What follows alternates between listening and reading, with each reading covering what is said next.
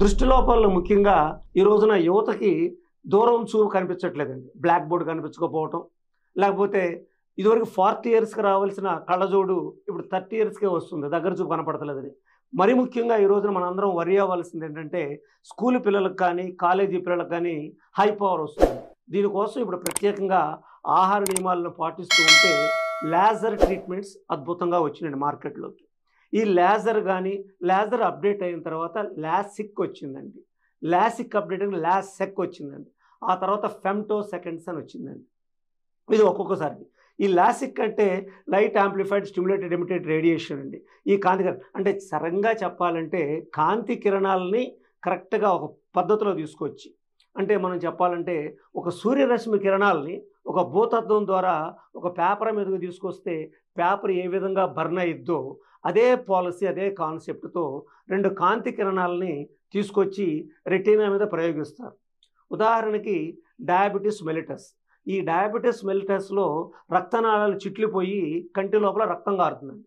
ఆ రక్తనాళాలు చిట్లిపోతున్నప్పుడు మనం ఒక సాంబ్రాణి పుల్ల పెట్టి కాల్చినట్టుగానే, ఇదే మనకు పాత సంహితుల్లోకి వెళ్తే అగ్నికర్మ అని కామెరికి ఇక్కడ వేయటం, ఫిట్స్ వచ్చినప్పుడు తల మీద వేయటం, అలానే సురక వేయటం పొట్ట మీద, అలానే దాన్ని అగ్నికర్మ అని మన శాస్త్రాల్లో చెప్పబడి ఉందండి. మన హిందూ ధర్మశాస్త్రంలో కానీ, మన సుశ్రుతుల వారు కానీ, చరకుల వారు కానీ దీని గురించి చెప్పారు. అది ఇప్పుడు లేటెస్ట్‌గా మనం ఆ నాలెడ్జ్‌ని సూర్యరశ్మి నుంచి ఇలా తీసుకున్నదా అన్న ట్రీట్మెంట్‌ని మనం టెక్నాలజీగా ప్రొడ్యూస్ చేసి లాసిక్ అనే పద్ధతి ద్వారాగా లైట్‌ని యాంప్లిఫై చేసి దాన్ని స్టిమ్యులేట్ చేసి దాన్ని ఎమిట్ చేస్తాం. అంటే పర్టిక్యులర్‌గా 2 లైట్లు ఎప్పుడైతే కలుస్తాయో ఆ స్పీడ్ పెరుగుతుంది. అక్కడ దాన్ని కాల్చేస్తారు. దానివల్ల రక్తనాళం ఆగిపోతుందండి.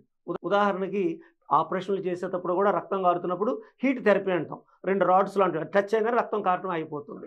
గడ్డగట్టేస్తుంది. కోయాగ్యులేషన్ అయిపోతుంది. అదే పాలసీని ఇప్పుడు లేజర్స్‌ని ఇన్వెంట్ చేశారండి.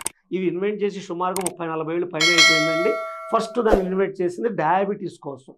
ఈ లేజర్స్ మనకొచ్చేసి 6 రకాలుగా ఉన్నాయండి ప్రస్తుతం మనకి భారతదేశంలో కూడా. సో ఈ రోజున మనకు మార్కెట్‌లో ఉన్నది argon laser, carbon dioxide laser, diode laser, excimer laser, krypton laser, ఎన్డీఆర్గ్ లేజర్. ఇవి మార్కెట్‌లో ఉన్నాయి. సో లేజర్స్ ఈ రోజున వైద్య శాస్త్రంలో ప్రముఖ స్థానం వహిస్తున్నాయండి.